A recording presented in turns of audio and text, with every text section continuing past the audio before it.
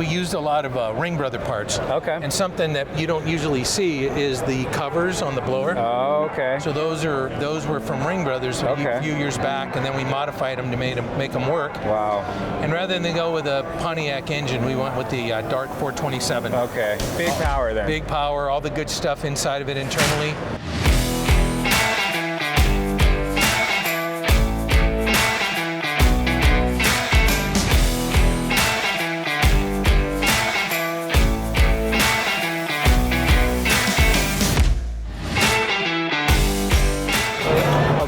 We're here with Steve, the owner of, hands down, the most beautiful GTO I've probably ever seen, much less amongst all the cars here. This thing stands out. Thank you. You know, kudos to you and the whole team that built this thing. There's so many details on this car.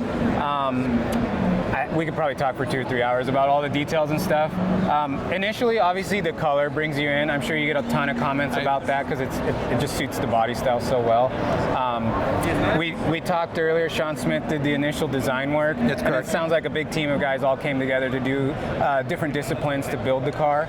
So let's talk about, like, basically ground up. This is on a chassis, a Roadster shop chassis? It's on a Roadster shop chassis. Okay. It's the IRS chassis. Oh, okay. So it's all independent suspension, which was a challenge for the wheels because we wanted, being that it's like a Corvette where there's no lip. Yeah. So we getting had that lip to look right with the offsets. Squeezed and stuff. it down to the last 1/4 of an inch. Yes. Okay. And then these are EVOD wheels, and it looks like they're kind of a mix between a couple different Pontiac designs. So EVOD did the machining. Sean did the designing on the wheel. Okay. And we wanted it to look a little different than all the other American wheel styles. Sure. You know, that 5-spoke. Yeah. So we gave it a raised lip, little raised right in here. Yeah. Changed a few things. But then we went with colors that were real similar to the traditional. Okay. And then in the center, rather than put a GTO emblem, we went with the Chief Pontiac. Chief head, okay. And what's interesting is that I had the Chief's face removed. Okay. And I had my son's face scanned. There you go. Yeah, Man, there's so many cool custom touches. Like, that's why I love talking to the owner and then the builders, because stuff like that, who would know, you know? Yeah. Is there anything else like that you're like, you know, nobody's asked you about, but you know it's there because, you know, you just poured so many hours probably over this car? Well, one of the things, we used a lot of Ring Brother parts. Okay. And something that you don't usually see is the covers on the blower. Oh, okay. So those were from Ring Brothers a few years back, and then we modified them to make them work. Wow. And rather than go with a Pontiac engine, we went with the Dart 427. Okay. Big power then. Big power, all the good stuff inside of it internally, but kept a Pontiac, you know, look to the engine as much as we could. Yeah, yeah. It's a dry sump engine? No. So what you're seeing here, I know you're asking about the box here. Yep. That's actually an ice box. Okay. So we made sure that all the plumbing is -10.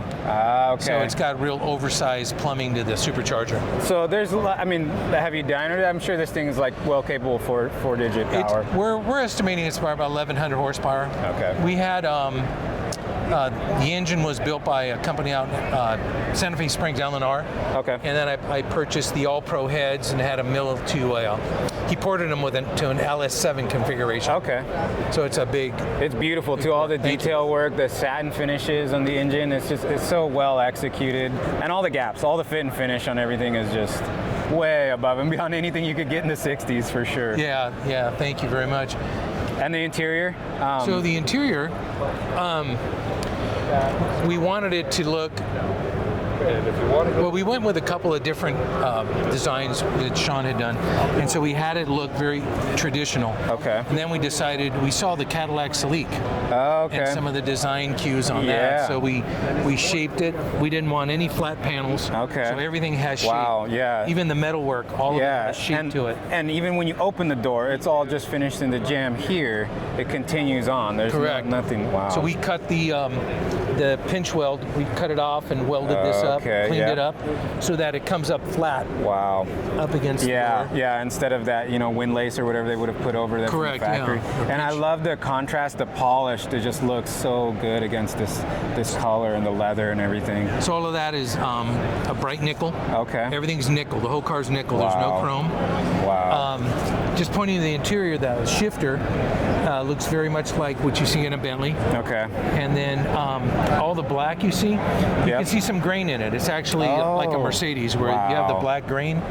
You see it a little more on that one there. It's got such a high-end look to it, and all those little details is what does it. Yeah. Wow. And then even like stuff like all these window moldings, they look like they've all been like, you know, tuned up and dialed in. They're all original. So typically you would see this molding comes around and joins here. So we cut it back and kind of just evened it up with this molding here. Let's give it a little different look to it. So many little things like that make a big picture. Like the car is just so The lower molding yeah, was all handmade stainless steel. Okay. That then we had plated. So it kind of looks like the original one here, but it's all handmade to fit better and be nicer. And it goes under the car to hide the pinch well, so you don't see any of the pinch under the car. It's amazing. You took I mean, the factory styling was pretty great, you know, but you guys made everything just higher end, nicer. Just everything is better. Thank you. I even noticed around back, like where, like you said, that molding continues back here. Correct. And then everything just fits perfectly in this corner area. You know, these GM cars are notorious for just having a lot of, you know, mismatched gaps and what have you. So another thing I'll point out is the taillights on a GTO. This ring is internal to the light, so when you push it in, it comes through the back. Comes through the back, and you have these big gaps. In this case, what we did is we bought the, or I had a company machine out the Lexan.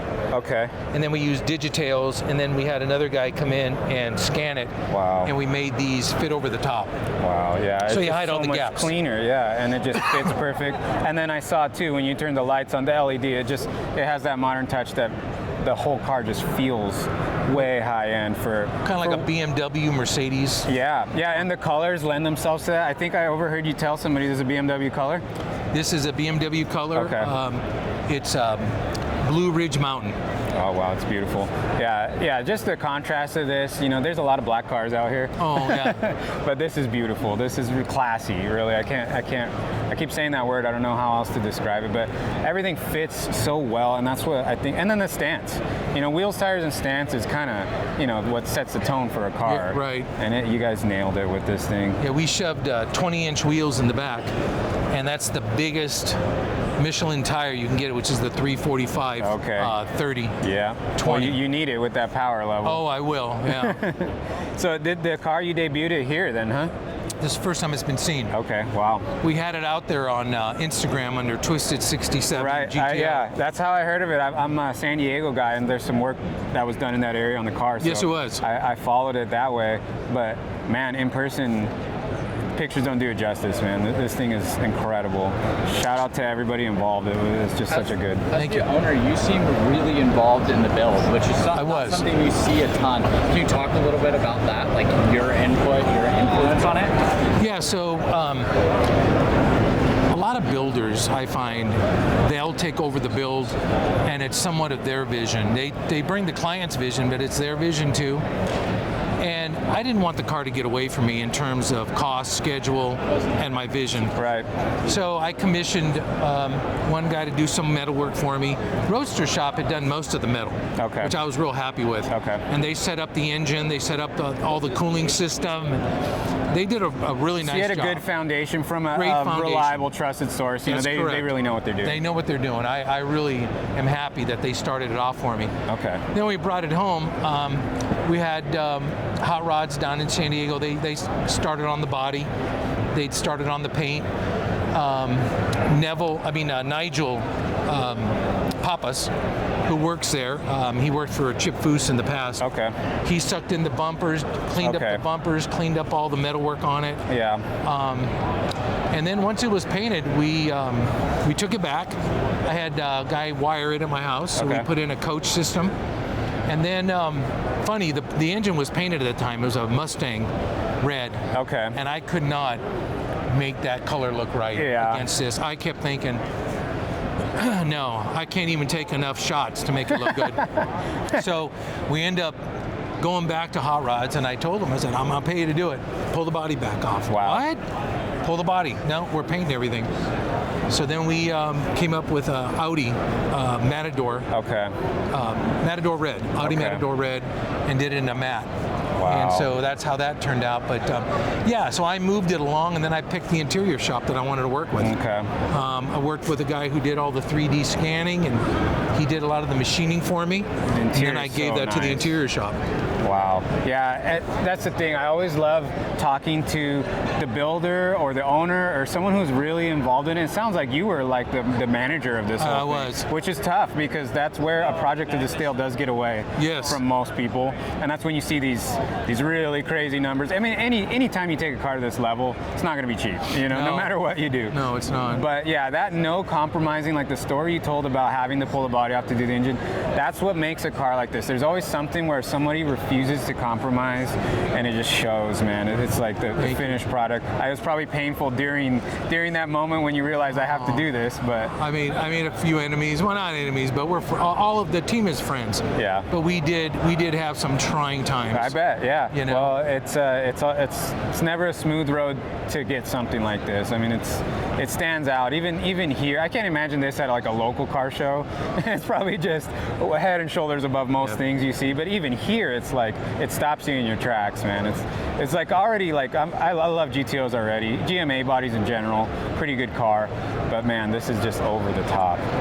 Well, I appreciate hearing that, and I think the team really appreciates hearing that. I'll make sure I pass it on to them. Yeah. Kudos to them. I know that stuff like this takes a long time, and everyone involved has their heart and soul into it. So. They do. Even though they get paid, they feel personally attached to it. I bet. Yeah, the interior shop definitely feels personally attached to it. So those guys, they did a bang-up job for me. It shows, man. It's like that's the other thing too. There's a lot of interiors here.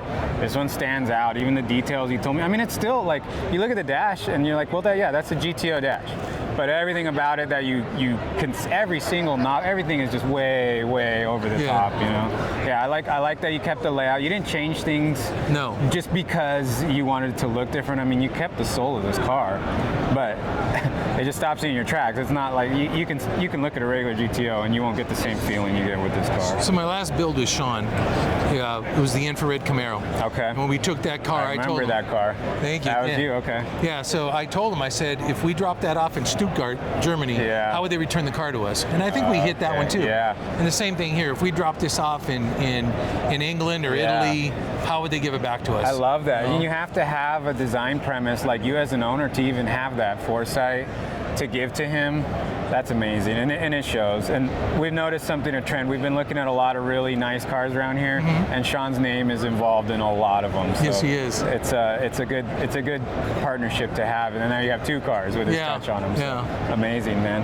Well, super cool. Thank you for taking time with us today. Thank you so much. Appreciate for talking with us. Alrighty. Thank you. Okay, guys, that was a long day, but we wrapped it up. We talked to some amazing owners and builders of these cars, looked at some really cool cars. I hope you guys love the details of these RestoMods. We brought you some of the best RestoMods we saw in the haul. I love talking details and nerding out on these cars, so I hope you guys like some of the more in-depth reviews. And as always, if you want a RestoMod of your own, or you just want to add to your collection, whatever the case, visit RestoMods.com. We give away a car every 3 months, so get in there to win.